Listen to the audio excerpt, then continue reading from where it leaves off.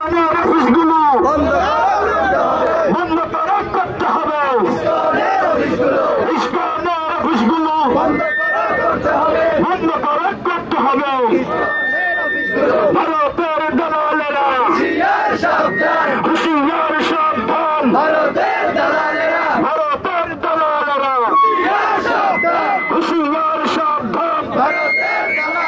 বাংলাদেশের শত্রুরা সন্ত্রাসীদের কার্যক্রম, দূষণের কার্যক্রম, সন্ত্রাসীদের কার্যক্রম